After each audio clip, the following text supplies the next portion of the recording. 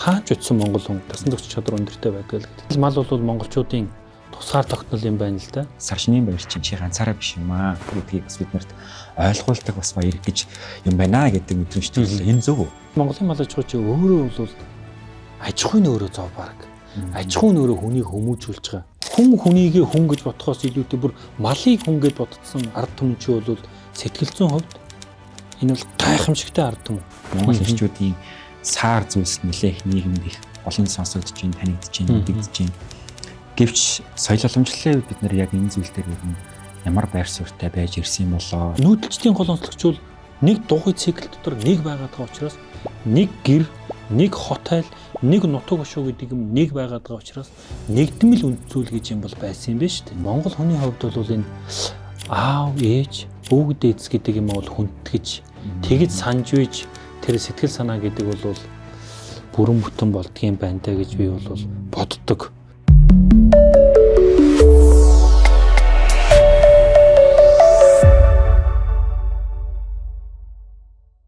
Сайн байцгаана хэрхэн үзэгчтэй. Сайхан байдлын тухай шинжлэх ухаанч байр сууриас мэдлэг мэдээллийг хүргэх зорилготой Wellbeing podcast-ийн маань ээлж дугаар та бүхэнд хүргэхэд бэлэн боллоо. Энэ удаагийн дугаараар бид сар шинийн баярт зориулсан тусгай дугаар бэлтжиж хүргэж байна. За ингээд өнөөдрийн подкастынхаа зочныг та бүхэнд танилцуулъя. Соёл урлагийн их сургуулийн эрдэм шинжилгээний агсан түвшний хөтөлбөрийн албаны дарга доктор Инхбаатар нэмэлтийг хүлээн авч өдөр ирэлцсэн байна. Таны өнөөдрийн мэндийг хүргэе. За та бүхэнд баярлалаа. Өнөөдрийн мэндийг хүргэе. За тэгэхээр бид нэр өнөөдрийн дугаараараа илүү их Монгол соёл уламжлал, монголчуудын сэтгэлгээний онцлог, зан заншил, бидний мэдэх ёстой хэрнээ тэр бүр мэдэж амжихгүй байгаа, бас мэдхийч бас огоорохгүй байгаа сэдвүүдийн талаар ярилцахыг хичээж байна. Тэгээд яг сэтгэл судлал, сайхан байдлын тухай олон судалгаа тэр бүр монгол хүн дээр хийгдээгүй ч гэлээ бид бүхэн энэ талын мэдлэг мэдээллийг олон талаас нь хүргэх хичээдэг юм хамт олон байгаа. За тэгэхээр хамгийн ихний асуулт таны яг судалгааны чиглэл юу вэ? Яагаад энэ тал руу орох болов гэдгээс эхлэе. За тэгэхээр биений яг үндсэн судалгааны сэдв бэлчээрийн мал аж ахуйн мал арга ажиллагаа. За мал малчин хоёрын хоорондын харилцаанаас үүдэж байгаа соёлын өвүүдийн тухай гэж ойлгож болох байх. За ер нь бол яг уу би их сургуулийн утга зохиолын ангид төгссөн. Тэгээ утга зохиолын анги хуучин бол манай Монголын соёлын сургууль гэж байсан тийм ээ. 2 дугаараар 3 дахь. Тэгээд 1-р курсээс хойш миний нэг сонирхож исэн сэдв бол мал аж ахуйн тоног хэрэгслийн тухай, сурны тухай, дээсний тухай. За ингээд нөгөө утга зохиолын ангид хэдий орсон ч гэсэн өдөөж 10 жилдээ нэг жаахан шүлэг сонирхож байгаа бол тэр ангид орж исэн байж таараа тийм ээ. Гэхдээ нөгөө нэг цаад тэр нэг судлах ёстой нэг цаана байсан тэр бодол нь тэр байсан бах. Бас нөгөө багш нарын чиглүүлсэн сэдв бол бас тэр байсан. За тэгээд л оюутан багцаа нэг жаахан Монгол соёл дох сурны тухай, дээсний тухай ингээд уяа зангилаа за ингээд цаашаа малын тоног хэрэгсэл гэж явж байгаад тэгээд нэг бэлчээрийн мал аж ахуйн соёл гэсэн нэг ийм агуулгыг л тойроод. Тэгээ сүүлд нь бол одоо мэдээж шинжлэх ухааны академийн түүх ухсаатны зүүн хүрээлэнд ухсаатны салбарт ажилласан маань бол тухайн энэ сэдвийг хүрээнд тэрийн судалгааны хэрэглэхүүн цуглуулах. За түүн дээр нэг жаахан англи хийгээд материал бөөгнүүлэх, өөрийн гэсэн нэг ганц нэг бисрэг үйлдэлүүд бичих ийм боломжийг бол бүрдүүлсэн байна. Их сонирхолтой. Тэгэхээр монгол хүнийг мал аж ахуй гэдэг одоо үндсэн эрхэлж байгаа одоо зүйлээс нь бол огт салгаж ойлгож боломжгүй. Тэгэхээр яг мал малалдаг малчин хүний өнөөгийн бидний нэрлээд байгаагаар малчин тэр ахуй хүмүүсийн яг сэтгэлгээний онцлогийг та ер нь юу гэж тодорхойлох вэ? Тэгэхээр яг ерөнхий нэг зүйлийг ярих боломжтой байх гэж бодож байна. Эхлээд малчин хүн бол энэ Төв Азийн тэг шөндөрлөгт байгаа монголчууд бол ерөнхийдөө нүүдэлчин улсууд байна тийм ээ.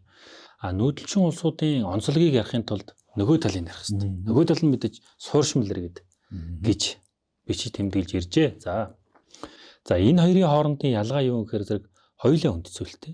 Хоёулаа соёлын өрмөц онцлог байдалтай. Гэхдээ биенийгээ харж байгаа нэг л зүйлийг жишээлээд ярих болно гэсэн.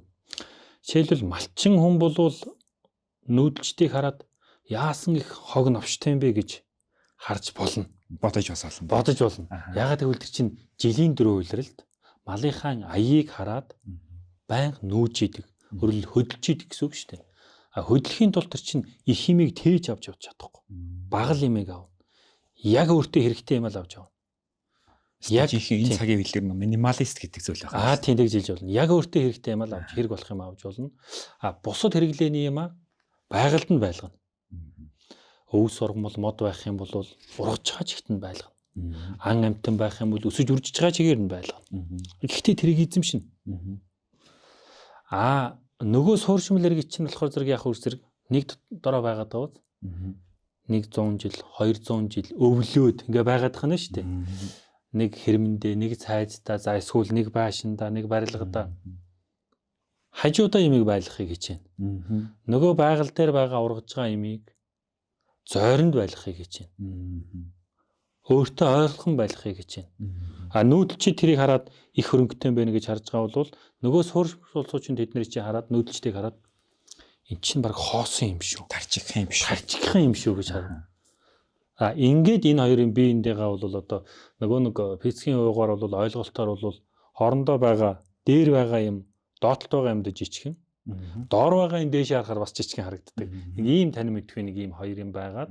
За энийг бол одоо ер нь манай энэ нийгэм хүмүүнлэгийн онд бол баг 1990-ад он хүртэл энэ биенийг зэрлэгүүд, бүдүүлгүүд гэж бич тэмдэглэж ирсэн ийм зүйлүүд байсаар зарим тал дээр өнөөгч өрсөн. Гэхдээ 90-ад оноос хойш бол яг мэрсээр нэг сэдвүүд бүтээлүүд за ингээд цаашаагаа бол судалгаа баяжигтаад ирэхээр бол нүүдэлчдийн энэ аж ахуй амьдрал гэдэг чинь бол өөрийн гэсэн бие даснаг соёлын тогтолцоо хэлбэр юм байна гэдэг зүйлийг бол хүлээн зөвшөөрөөд ингээд явж байгаа юм зүйл харагдчих шиг байна.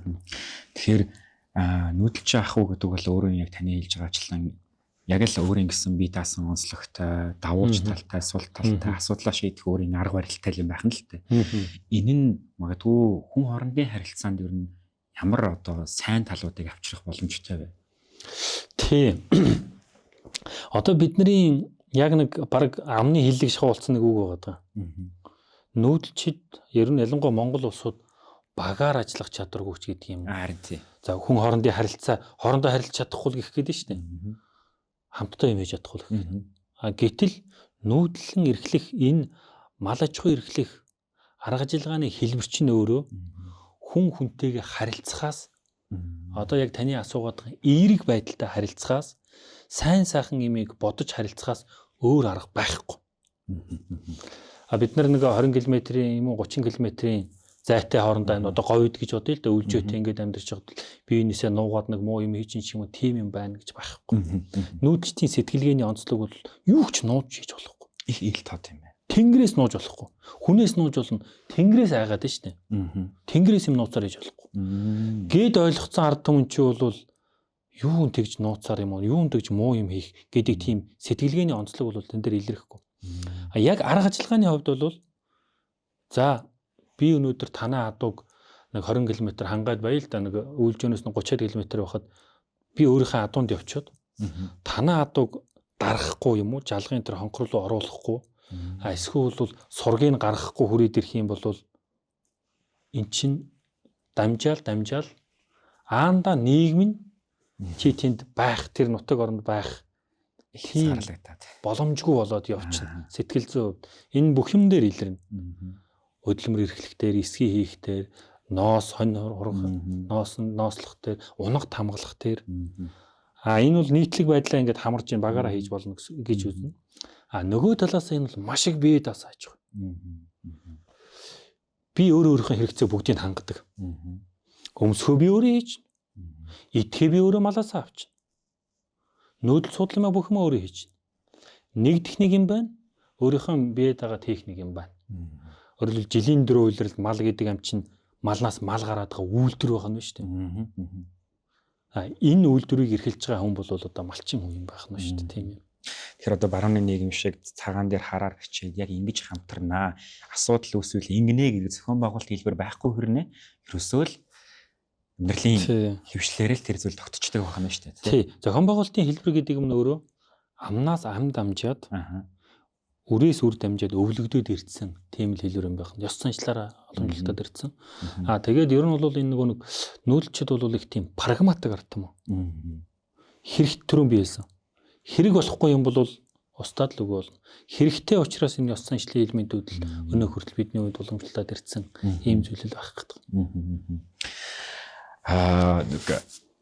Оюутан байх үед нэг удаа нэг жуулчтай хамт явж байхад нэг сонирхолтой үзэгдэл болж исэн. Тэр бол яг нэг нүүдэлж явж байгаа айлыг өөр нөгөө нутагт нь очиж байгаа айл тосож авахдаа их сайхан эдээ ундаатай тосоод бүр ингээд тусгайлан ширдэг дэвсээ цаахан гол ирэг дээр угтаж авч байгааг хараад яагаад ингэ ярьцсан юм уу те хэдэн хоногийн өмнө хэлсэн байсан юм уу мөнгө төгрөгийг өгцсөн байсан юм уу төлцсөн байсан юм уу гэдэг асуултад маш их ирж исэн байхгүй.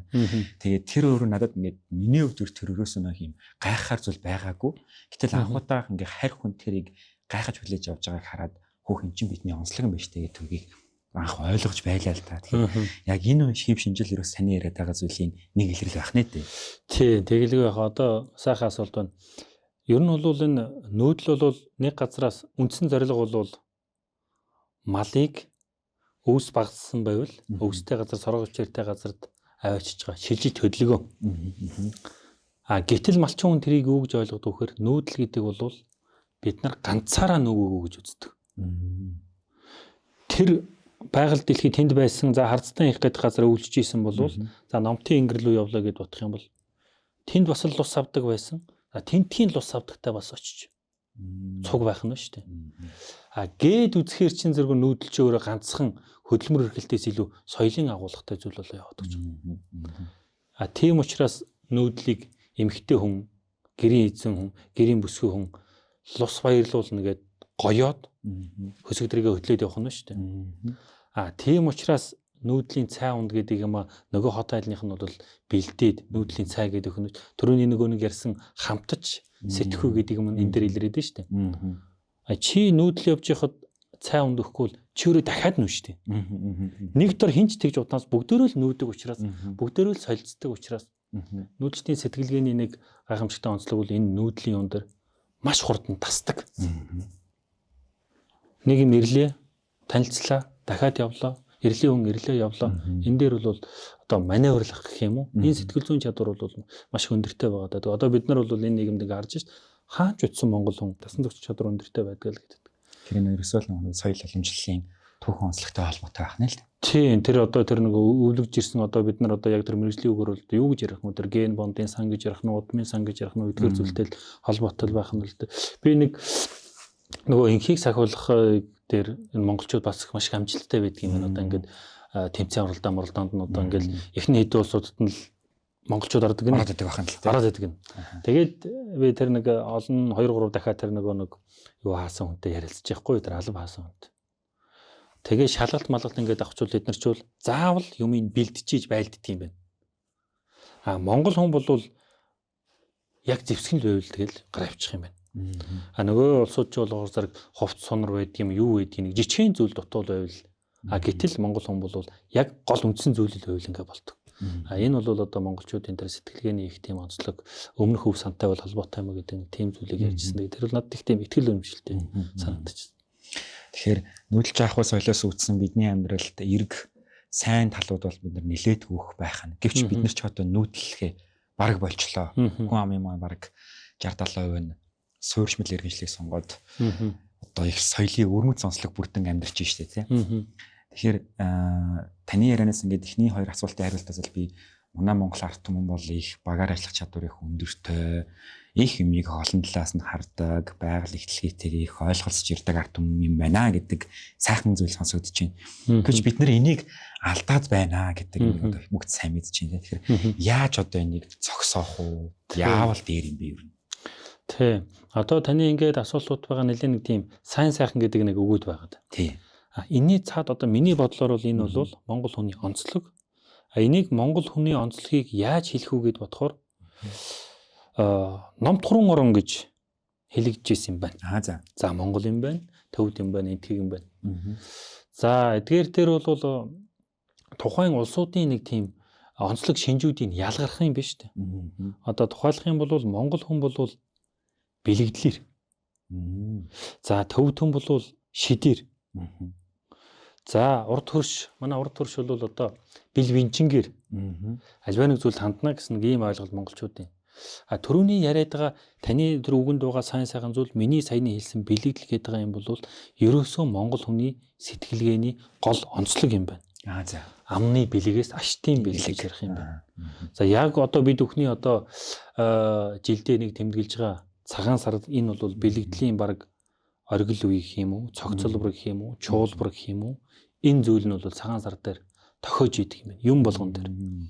Үг хэл дээр, өмсөх хувцас дээр, идэж уух дээр, аашилж аяглах дээр. За ингээд үзэхээр бид нар чи бол өөрөө өстэй нөгөө нэг Чингис хааны цагаан сэтгэл ард түмэн гэж хин Агнеш Бушийн нэг ном багт. Өнгөрийн Монгол судлаач Бартолон Агнеш Бушийн. Яг тэрүүнтэй адилхан бид нар сэтгэл зүйн хувьд бол дандаа сайн сайхныг бодож, бясалгаж, за энэ нь бол одоо амьдрал ах үед нь бол шингэж байдаг, илэрч байдаг ийм зүйл юм байна. За ингээд одоо бид нар бол янз бүрийн туршилтын шинжилгээ ухаанд ингээд харахад бол одоо үгийн шид, үгийн бэлэгдэл энэ төр гэдэг юм бол одоо хараалтай усанд хараал хийгээд байвал ингээд энерги нь юм болчлоо. Сайн сайхан бол ингээд маш олон судалгаануудыг бид нар ярьж болж байна. Гэтэл Монгол хүний өдөр тутамдаа дадуулан ойлгож идэг энэ зүйл бол ерөөсөө бэлэгдэл ийм юм байх нь ба шүү дээ. Яг л одоо цар шинийн баяр цагаан сар болохоор бид нар ч нэг эвдрэлцсэн хүнтэйгээ ивэ олох, тэр муу зүйлээ цайруулах гэдэг нэг юм олон бэлэгдлийг бас ярьдаг штэ тий. Тэгэхээр эн чинь бас нэг юм харилцан ойлголцлын эргэлтийг авчирдаг баяр байх нэ бас. Тий, цагаан сарын яг ерөнхий агуулга ач холбогдол гэж юм бол цагаан сар бол Монголын их төрөөсний баяр. За нэгдүгüүрт нь, за хоёрдугаарт нь бол ураг элэгний баяр гэж бид нар ойлгочих хэвээр. Тэгээ ер нь энэ хүндрэлтний атгууснаас ялгарж байгаа нэг зүйл бол төрөглөгн, төрөл элгэн, ураг удмаа мэдчих ийм л ойлголт. За энэ бол цагаан сараар тэрийг бэхэлж, бөхөлж, сануулж, сэрээж, таниулж идэг юм байна тийм ээ. Ард иргэдийн хувьд бол. За энэ ураг элэгний энэ техникийн хамгийн ахмад настай хүн энэ шүү. За та нар чинь хамаатан садан бүл улсууд, үеэл хаяал улсууд байна шүү. Тэрийг бие нэг юм мэдж авах, мэдээ хадаа авах нэг ийм ойлголт байх нь. Нүүдэлчд гэдэг бол тархан сууж байгаа ийм улсууд ба шүү дээ. Баяр ёслолын үед бие нэг юм мэдж байгаа нэг ийм ойлголт. Нөгөө талдаа бол тэр бол төрийн ёслол, бие даасан байдал. Ер нь зөвхөн энгийн нэг танин мэдгэн хувьд ингээд яг ер нь бол монголчууд Чингис хааныг хаан ширээнд заллахаас өмнө бол цагаан сарыг намар тэмдэглэж байсан юм уу да. За Чингис хааныг хаан ширээнд залаад бол хавар тэмдэглэдэг болжээ гэсэн. За судлаачдын нэг юм нэгдсэн байр суурь бол байж байгаа шиг тийм ээ. Зөв ойлголоо. Таны саяны сар шинийн баяртай холбоотой нэг мэдээлэл өгч яхад надад нэг үг санагдлаа.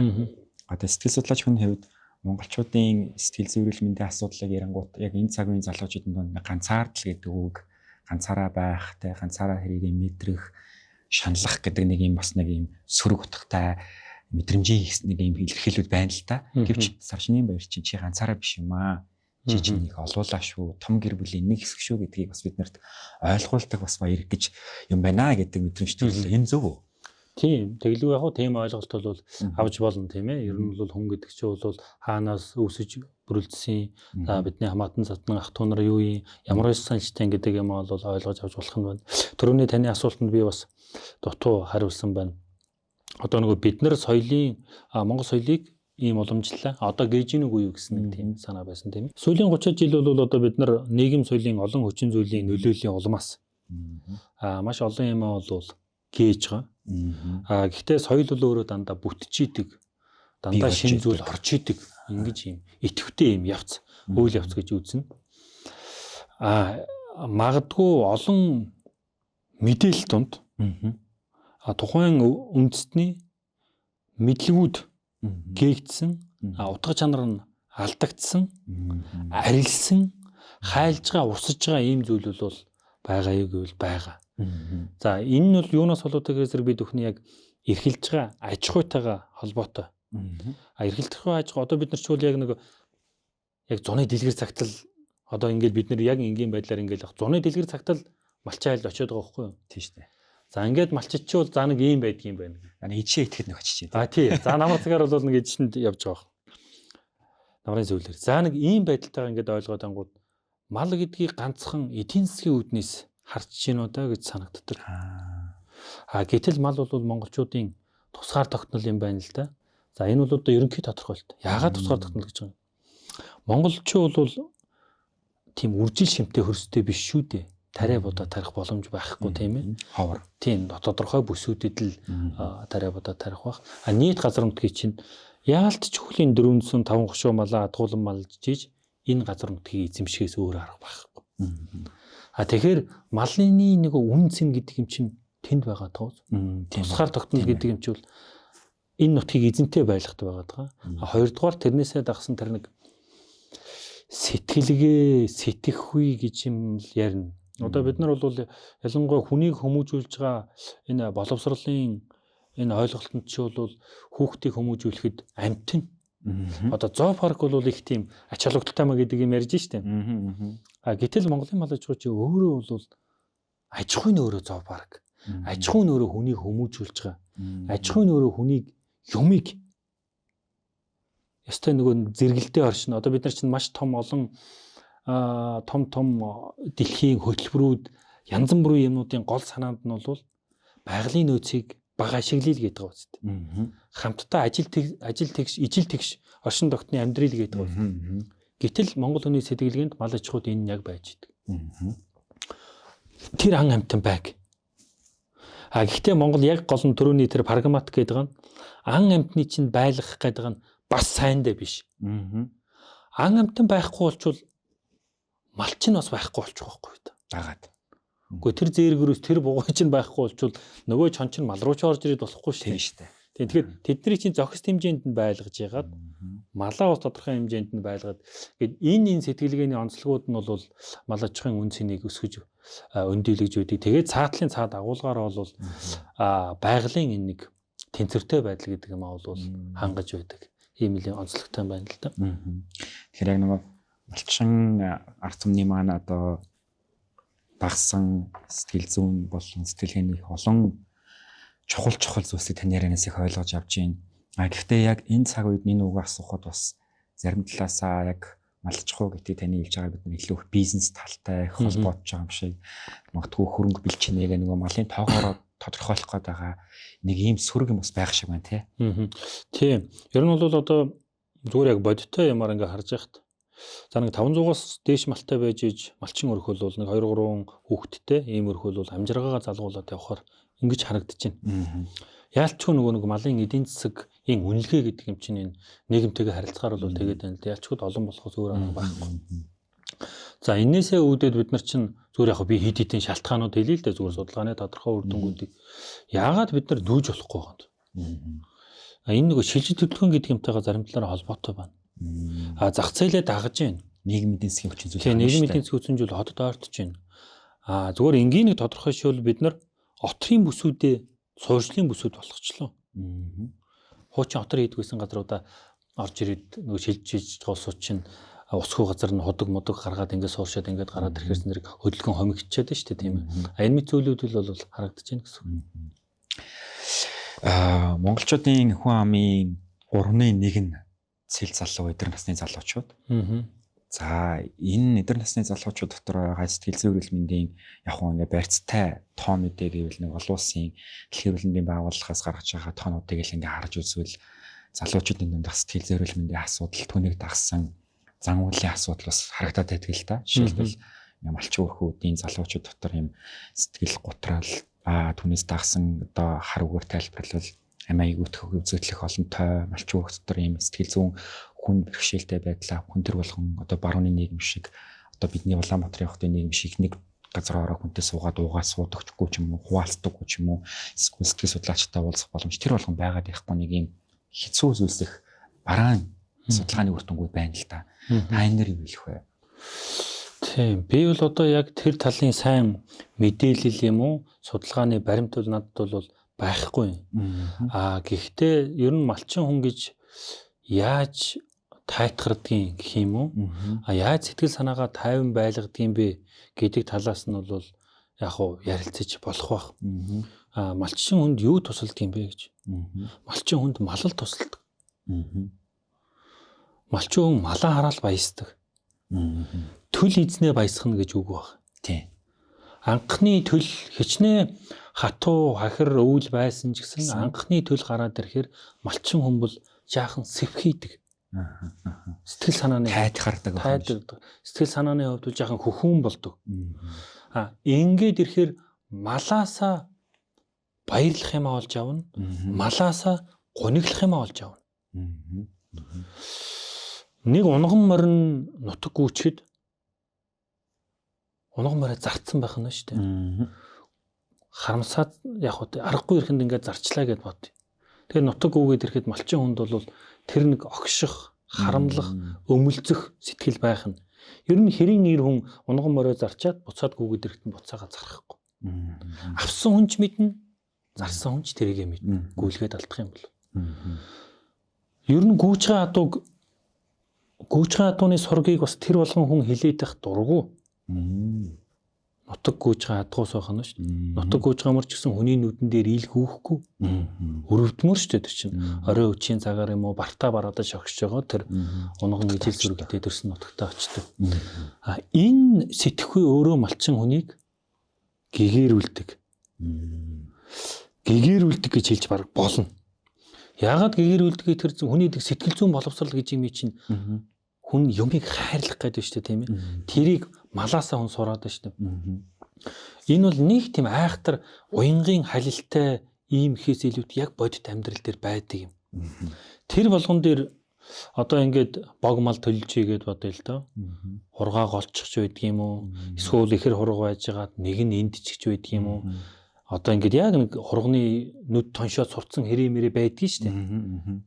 Нэг нь ингээд нүд нь дөнгөж төрсэн хургыг салаа нарилаагүй хургыг хэрэг тоньссон байх чинь малчин хүн чинь сайхан сэтгэлзэн хувьд бол хит ингэж эгэлзэж гигэлзээд байгаа байхгүй юу?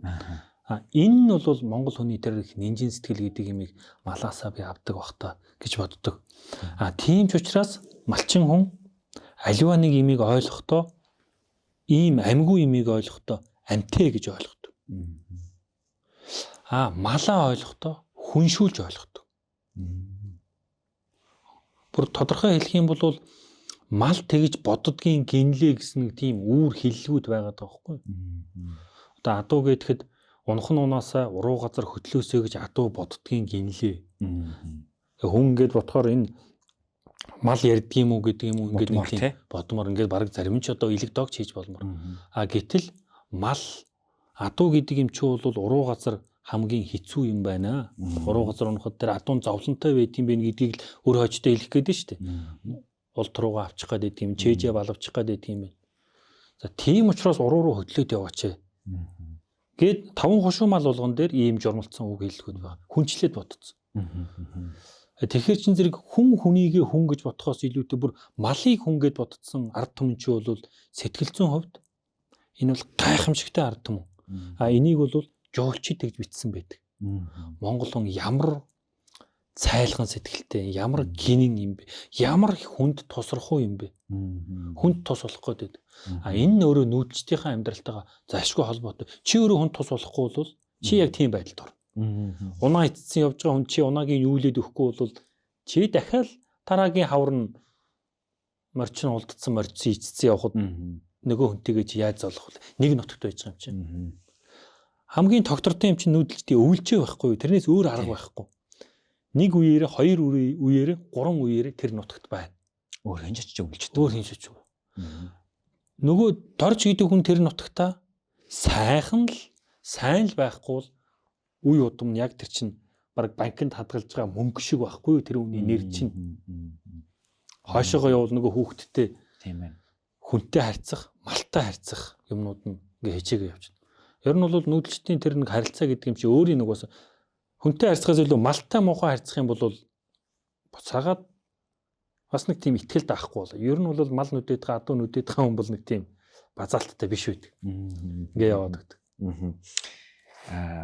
Сэтгэл судлалын олон одоо судалгааны үр дүнг ингээ бас харахаар ялангуяа сэтгэл зүйн асуудалтай байгаа хүмүүст одоо өгч байгаа те юу хийвэл тэр асуудлаас ангижрах боломжтой вэ гэдэг зөвлөгөөнүүдийн дийлэнх хэсэг дээр нь байгальтай ойр бай, одоо өөрийн төрсөн хамгийн ойр ахуйтайгаа их эргэж оч. Дээрэс нь одоо өөрөө чинь энэ аль болох юм хүрээлээд байгаа бачин зүйлээс их холд гэдэг зөвлөгөөнүүд их байдаг л да. Хамгаалах гэдэг.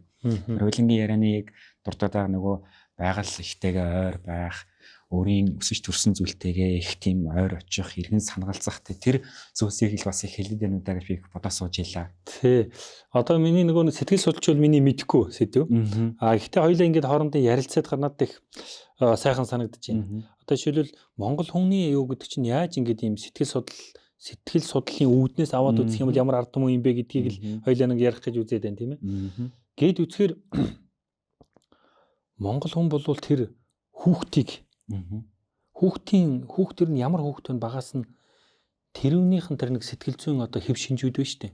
Тэрүүнд нь тааруулаад ажил хөдөлмөрөөр их хүмүүжүүлдэг байсан юм байна те гэж их харагдаад байдаг. Одоо шилбэл морь барьж хөсөл эхлээд байгаа байхгүй юу?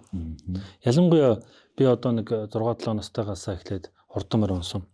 Тэгээд ингээд явах чи бол нөгөө хүүхэд яаруу санд руу эсвэл бол нэг жаахан хашир тэр хүүхдээс ямар морь унуулах уу гэдэг юм нь бол байж юунд явуулах уу гэдэг нь байх юм байна л да.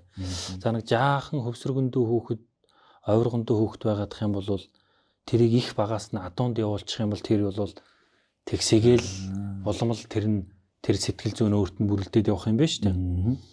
За жаахан ултаа сууртай нэг няхуур хүүхэд байдаг тийм ээ. За тэр бол одоо ингээд адуунд явна гэдэг чинь хол явна гэсэн үг шүү дээ. Айлаар орно гэсэн үг. За ингээд цаашаа бүр нийгмийн өөр харилцаанд ороод явах нь шүү дээ.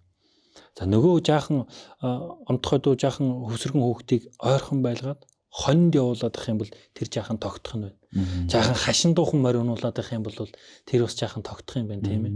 За нөгөө нухацтай хүүхдчүүд бол гайгүй хөнгөө хөлтэй юм унуулаад ахад эсвэл жаахан зориг муутай хулгамтгай тийм хүн байдаг. Тэрүүнд бол нэг сайхан эрттэй моринтер унуулаад байвал тэр бол нэг айл хооронд тарлаад тарг тоолоод явж байгаа хүүхд ч гэсэн нэг эрттэй морь унуулаад нэг 10 морин дотор зул задарж гараадах юм бол тэр хүүхдэд нэг жаахан өөрийнх нь урам зориг орохч байдаг юм уу? Ийм зүйлээр буцаал нөгөө малтайгаа холбогдно. Тийм байна. Нөгөө хүүхдээ харж байгаа л за нэг ингээд за чи нэг тэрийг тэр халтар үрэг халтар таагийг сургадаа гэж хэлж байгаа тэр өвгдийн тэр ойлголт бол хүнээч малаач таньдсан тийм илэрхийлэл байсан юм байна даа гэж би ойлгодог юм. Тэр үсэ зам төлөвийн онцлогийг их соргог олж хараад тухайн зүйл дээр нь ямар одоо өөрсдийн эрхэлж байгаа аж ахуйтайгаа амьдралтайгаа ойр зүйлээрээ зан төлөвийн онцлогийг нь тогтоолох вэ, тэрийг нь гэж дундчлах вэ гэдэг их мэрэгэн шийдлүүдийг гаргадаг байсан байх нь шүү дээ. Тий. Тэр чинь нөгөө малын зан арын шин гэдэг юм а бүрэн таниад байгаа ард түмэн чинь яалчгүй нөгөө хүний зан арын шин гэдэг юм тэрнтэйгээ уялдчихж байгаа л одоо малын зан арын шин гэдэг юмыг бол онцгой таньдаг байсан шүү дээ. Одоо энэ мордоход буруу өргөнө гэж байгаа бол заавал наашин шанаад ч дарж иж мордно. Малын зан арын шин бүрэн мэдж байгаа тийм ард түмэн ч бол хүнийхээ зан арын шин гэдэг юмыг бол онцгой харж исэн харддаг. За энэ нэг тиймдээ энийг нэг мэрэгэн суурьнд суулгая. Одоо анд явлаа гэдэгт. За энэ одоо нэг яг энийг бол нэг үргэлгэнд явуулъя гэдэг юм уу. Энэ нь өөрөө нийгэм нь ингээд л хүнийг хөгжүүлэх гэх үү, засах гэх үү. Ийм аж ахуйн руугаа хөдөлдөг байсан шиг л санагдаад байдаг.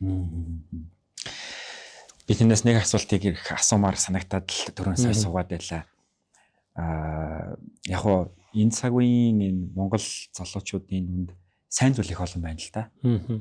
Ялангуяа өрх гэр тэргүүлж байгаа. За эсвэл одоо дөнгөжл одоо айл өрхийг бий болгож байгаа, өрхийн тэргүүн болж байгаа залуучууд. Дээрэс нь Монгол эрчүүдийн тухай тий Монгол эрчүүдийн саар зүйлс нэлээх нийгэмд их олон сонсогдож байна, танигдж байна, мэдэгдэж байна. Гэвч соёл уламжлалын үед бид нэр яг энэ зүйл дээр ер нь ямар байр суурьтай байж ирсэн юм болоо, энийг ер нь юу гэж цагч байсан юм болоо гэдэг дээр аюу хэлэх бай. Тэг ер нь яг уу одоо бид нар чинь нөгөө мэдээлэл гэдэг юм маш их хурдтай. За ингээд амарваа нэг юм бол ингээд тэр дундаа бол сар мэдээллийн хурд гэдэг юм бол маш их өргөн баг шиг байна тийм. За энэ бас нэг тийм бас бодмоор юм байж бас магадгүй гэж боддог. Ер нь бол мэдээж энэ нэг Монгол хүний энэ хүмүүжлийн асуудал гэдэг бол захиж хэлнэхээс гадна дадуулан ойлгох, өөрийн биеэр үлгэрлэх гэдэг юм байсан байна. Яг бид нар энэ нийгэмд бол одоо ингээд нэг энд сууж байгаа 5 хүн байлаа гэхэд тавуулаа нэг гэр бүлийн гишүүн бай гэж бодъё л доо.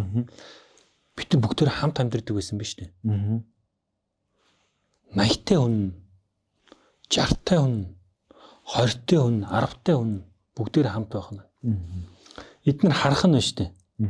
Нөгөө 10-тай хүн чинь за 20-тай хүн бол нэг ийм байх юм байна. 80-тай хүн бол нэг ийм байх юм байна гэдэг юм аа. Яг хардаг байсан байна. Хоорондоо харилцдаг байсан байна. Тэгээд өөр төр ухамсартай ухамсаргаар суудаг байсан байна шүү дээ. Одоо бол бид нэр тустай байна шүү дээ. Тустай. Тийм. Нэг гэрт байгаа ч гэсэн бүгдөө тустай байна шүү дээ, тийм ээ. Магадгүй бараг бүгдөө тустай зургаттай ч байж магадгүй. Ямар ч байсан л ихэнх нь бүгдөө тустай өрөөтэй байж байна. Бүгдөө тустай үжил бодолтой, үжил хандлагатай. Энэ бол одоо миний эрх. За энэ бол миний хобби. Нийтлэг юм байна. Миний орон зай. Миний орон зай. Нийтлэг юм байна. Хууч нүүдэлчдийн гол онцлогч бол нэг дугуй цикл дотор нэг байгаад байгаа учраас нэг гэр, нэг хотел, нэг нутаг ушуу гэдэг юм нэг байгаад байгаа учраас нэгдмэл үнд зүйл гэж юм бол байсан юм байна шүү дээ. Бид нар ч бол олон үнд зүйлтэй болцсон байгаа даа шүү дээ. Гэхээр яалчгүй тал тийшээ харсан юмнууд гараад ирэхээр өөр юмд итгэл өмчлөн ороод ирж байна тийм ээ.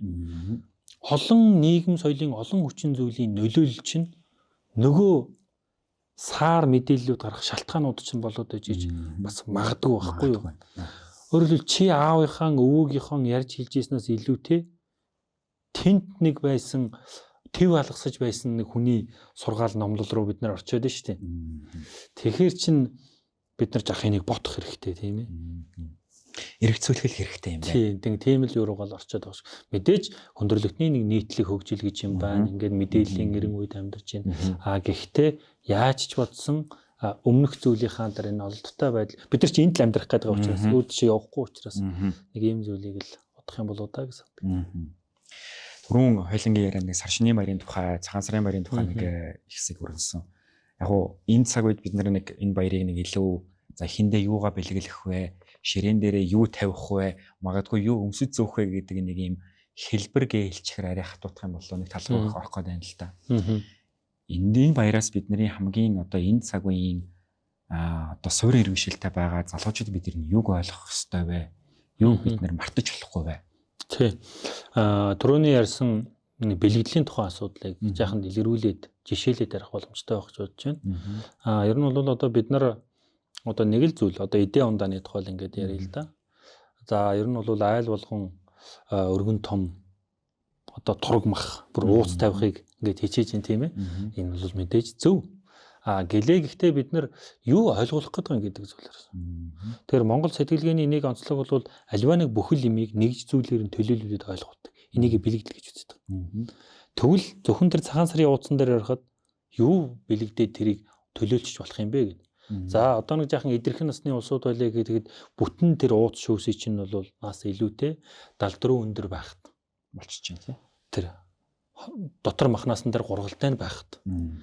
За ингээд тэр төөлөө толгой нь байж хад болчих гээд байгаа юм шүү дээ. Бид нэр тэгвэл тэр бүхэл эдээ шүүсээ бүтэн шүүсээ төлөөлөл ойлгочих нь байна. Энэ мэт ийм бэлэгдлийн чанарууд бол цагаан сар дээр бол байдаг. Энийгээ бид нар жаахан мартснаас юм уу эсвэл өөр хэлбэрлүү оруулснаас болоод заавал тэр нэг том ууц тавих гээд хичээгээд байдаг ч юм уу олон давхар эдээ бодоо тавих гээд байдаг ч юм уу магадгүй төр ёсны хүндэтгэлийн үед тавьдаг тэр 9 давхар байдаг юм уу 13 давхар махар энтрийг зарим талаар тавьсан ч байх талтай байгаа даа шүү дээ. За тэр бол одоо хаад язгууртан экстенцийн тавьж исэн тэр эдээ мэдээ энэ төр байж иж бас болох юм тэгж хүндэтгэл байж иж болох юм тийм ээ. Тэгэхээр чи бол бид нар иргэний ёслоод өнгөрч болмоор 3 үе тавьж болмоор ийм юмудаа бол жаахан хавтгаар үлдсэн юм болоо да гэж ингэж ойлгож байгаа. Цагаан сар дээр бол бид нар төрөө дээдлэх нэг ийм ойлголтын төрөм хэлсэн. За энэ ургилэгнээ нас өтгөстэй эцтэй хүндэтгэл үзүүлэх нэг ийм ойлголт байх юм байна. За эдгээр залуучууд бие нэгэ таньж мэдэх нэг ийм ойлголт байх юм байна.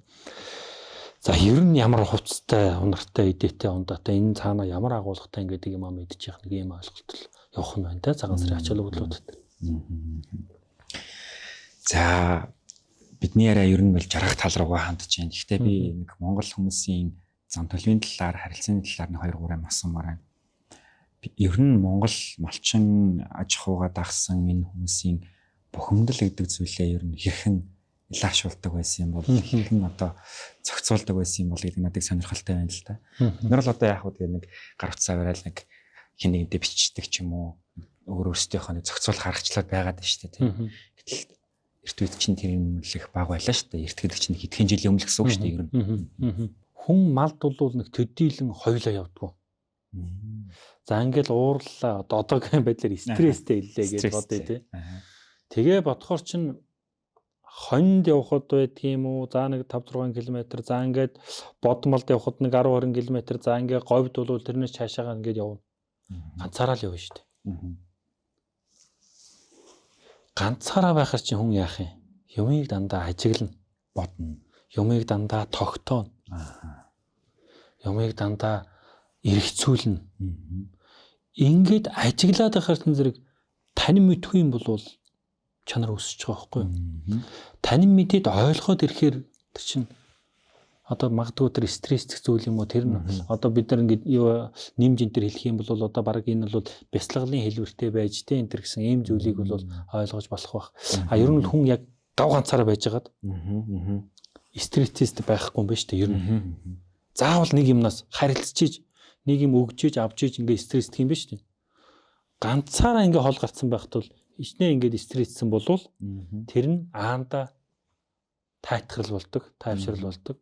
Нөгөө байгалийн чимээнд нөгөө ан амьтад нь эсвэл эрлийн хүн 2-3 өдөр явж байгаа нөгөө эрлээ олсон болвол тайтгардаг. Ингээ байгалийн сайхан дуу чимээ гэдэг нь бол буцаад одоо магадгүй тэр хүн малыг бол одоо сэтгэл санаа гэдэг юм бол тайван байлгадаг. Ийм зүйл рүүгээ хөдөлдөг байхтаа л гэж би одоо гөрдөж ил ярихаар юм байна. За одоо ингээд түрүүн та нэг яг хэлсэн бид нар чи яг үндэ нэг 100 км сард л өдөө явж айл хотлороо очиж тэ магадгүй нэг амарч явж юм одоо бас зугаалж их үү. Гэтэл одоогийн үеийн залуучууд чинь үр хүүхдүүдээ хөдөөний соёлд бол тэр болгон сургаад авах боломж багтай. Хүүхдүүд нь явах дурггүй юм болчлоо. Гэвч бид нарын соёл уламжлалаа алдаж бас болохгүй байгаад байдаг. Яаж тэр хүүхдүүдийг тэгвэл энэ одоо дуртай болгох вэ? Би яг зөв хүүгийг олж чадахгүй л байна л та. Одоо би зүгээр ингээд нэг хувь хүний хувьд ингээд боддгийн. Хүүхдийг хүмүүжүүлэх одоо юм уу яг миний мэрэгжил бол биш. Гэхдээ зүгээр хүнд нэг тийм ойлголт төрүүлэх ямар ч гэсэн та бидний өв эцэг бол хүнийг хүмүүжүүлэхдээ мал хамтантай маш их ойр байлгачиж энэ хүмүүжлийг бол бий болгож исэн байна. Тэгээ бид нар өнөөдөр бол хотод байна гэж байхгүй. Мал оруулаад байна гэж байхгүй. Нөгөө хэдэн хүүхдүүдээ бүгдийг хөдөө гаргана гэж байхгүй. Тэгэхээр тодорхой хэмжээнд цэцэрлэгтэн 10 жилд нь энэ мэдлэг боловсрал энэ мэдээлэл гэдэг имийг тодорхой хэмжээнд суулгахыг хичээгээс өөр арга байхгүй. Эсвэл 5 ушуу малынхаа үр төлөй хүртэл зөв нэрлүүлээд занших байх нэ дээ. Тий. Мал гэдэг бол хүнд их одоо гайхамшигтай тийм хайрлах сэтгхүй гэдэг имийг заадаг. Яг ойлгуулга, яг ингээ ойлгуулдаг. Хүн ингээд одоо шийд би одоо яг ингээ би яг өөрийн амьдрал дээр ингээд ярихад би одоо нэг хонгор азраг хөөхд байхад ингээд ундаг байсан. Тэгээд тэрий чинь нэг 4-5 жил унахаар бүр ингээд ээнэгшээд дасгаад ингээд ирж байгаа байхгүй юу? Хонгор намайг ойлгоно. Би хонгорыг ойлгоно. Ташуурдахгүй. Зүгээр ингээд хайрлж штэ. Тий. Хайрцгалж барайл шүглдэхэд жичгэн ингээл ихэдл дэлэн дээр нь ингээл сүвс гэл их тийм шартай адуу хүртэл тийм хажуугаар нь ингээл нэг жаахан цуцаалан тэр ирэхэд хажуугаар нь азар зөрөхөд л хоёр хазаал зөрж байгаа. Адуу тэгжиг хичээгээд байгаа байхгүй юу? Ташаа нь юунаас нь хүзүүнээс нь нэг хазаал дахиад зөрөхтөн ташаанд нь бас толгоноос нэг өнгөж аваа зөрж байгаа. Тэг бүр тамир нь барагдсан ч гэсэн хажуугаар гарч байгаа юм. Адуу яг тэгээл амтэн яг тэгээд байх чинь тиймэрхүү юмнуудыг бол хүүхэд бол одоо ингээд хурга шигтэй ноцолдог байдаг юм уу, тоглох байдаг юм уу, ийм зүйлүүд дээрээс бол ингээд сурчдаг юм байна. Бид нар уг нь аминд ер нь Европ улсууд бид нар мэдэн штэ тийм ээ. Нэг иймэрхүү юмыг ойлгуулах гээд нэг нохооч юм уу, нэг муур ч юм уу, хажуудаа таалж юм уу тий. Тэжээдээ тэгээд хүүхдэд одоо сайн сайхан гэдэг юм яриад байгаа үстэй тий. Гэтэл бид нар бол одоо ганцхан мэдээж байгалийн баялагийг бид нар зөв зөвхөстэй ашигладаг байх уу. Тэрний хажууд чинь бол энэ мал аж ахуй гэдэг юм чинь бол ганцхан хүнсний хэрэглэнээс илүүтэйгээр хүнийг хүмүүжүүлдэг ийм юм бол олон давуу чанарууд бол байдаг. Даанч одоо энийг тогтолцоо тогтолцоотой байдлаар, системтэй байдлаар энэ боловсролын бүх шатанд оруулахаас өөр арга бол биднэрт яг би судлаач хүний хувьд бол тэгж ойлгодог. Харамсалтай нь бид нар энийг бол ямар ч одоо баг альч төвшөнд гэж би хэлж болох байх. Аль салбар дээр энэ төвшөнд нь бол ойлгож үн цэнийг үнэлж байгаа тийм зүйл бол байхгүй байна л гэж боддог. Ер нь судлаач нарын өгүүлэл, илтгэл, ном зохиол бишгүүдэл гарч ил байдаг. Даанч судалгааны энэ үр дүнгууд бол энэ боловсролын юундаа орж байгаа байд нь бол одоо миний мэдж байгаагаар бол байхгүй байна уу даа л гэж харагддаг. За миний сүүлийн асуулт бол илүү одоо суурин соёл ерхий шилтэй байгаа хүмүүсийн тухай асуух гэдэг.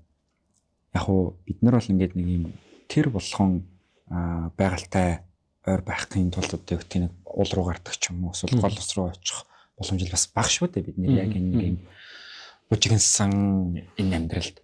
Тэгэхээр бидний ерөн сэтгэлээ илэршүүлэх, тайтгаруулах, тогтоон барих тал дээр ер нь мартаж болохгүй, санах ёстой, сэтгэх ёстой тийм зүйл байгаа юу? За одоо мэдээж байлгүй яах вэ? Би нэг нутгийн нэг настай хүнээс сонсч ийсэн.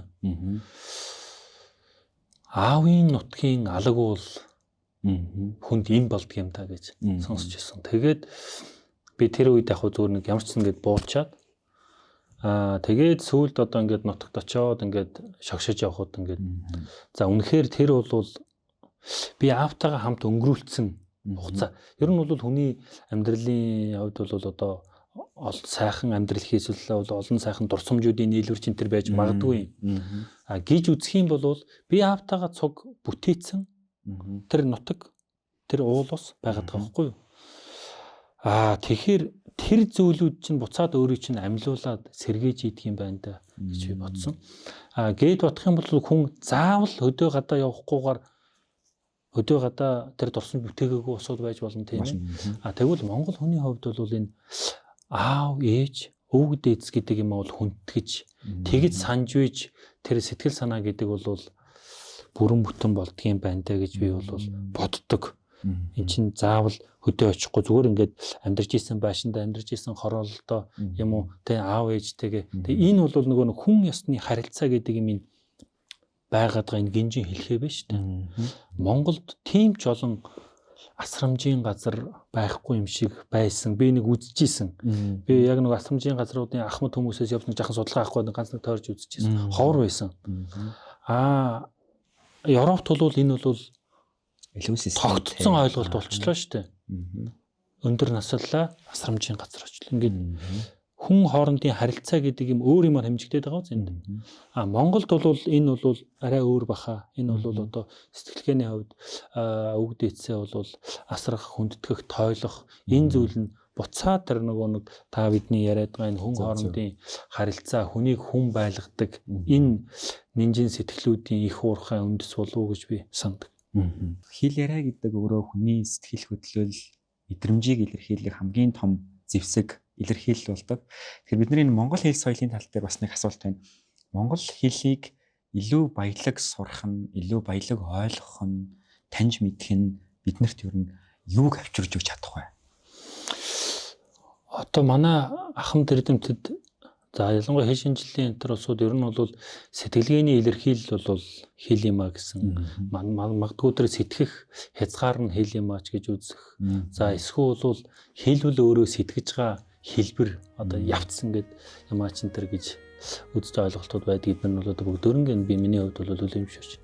Ер нь бол ялчгүй хэл бол одоо тухайн сэтгэхүйн тухайн ард түмний онцлог нэг элементүүдийн илэрхийллүүдийн нэг л дээ. Окей. За бидний дугаар хэн ярилцж байгаа энэ дугаар маань сар шинийн баярын өдрүүдээр одоо гарах болов гэсэн төлөвтэй байгаа. Тэгэхээр та манай үзэгч, сонсогч, дагагч зон олон зориулаад сар шинийн баяртай холбогдуулан мэдлэгээ төвшүүлээч гэвэл лөө. За нэвтрүүлэгтээ урьд оролцуулсан та бүхэнд танай хамт олонд баярлалаа. За ингээд Монгол хүмүүс илгээрээ инх амгалан төрлөөрөө төвшин амгалан сар шиндээ сайхан шинжилж инх явж мөнх жаргахын эрүүл өргөё. Та бүхэнд баярлалаа. За их үзэгчтэй өнөөдрийн дугаар энэ түрээ жаргаж байна. бид нар өнөөдөр сайн сайхан байдал, монголчуудын соёл уламжлал, хэл, уламжлалт нүүдэлчин мод аж ахуйгаас дагсан бидний сэтгэлгээний онцлогийн талаар олон баялаг түүхүүдээс баялаг ярилцлагыг хүргэлээ гэж би удаа их баяртай байна. Надад бас таны ярилцлагаас санд сэрхээр ойлгохоор энэ юм биш үү гэж бодохоор их олон зүйл байлаа. Тэгээ бид нарт өнөөдрийн цагаа гаргаж үнэтэй цагаасаа хуваалцсан танд маш их баярлалаа. Та бүхэнтэй сайн сайхан байдлын тухай ойлголт мэдлэгийг түгээх шинжлэх ухаанч байр сууриас мэдээллийг олон талаас нь урах зорилготой Wellbeing podcast-ийн дараагийн дугаараараа ирнэ уулзцаая.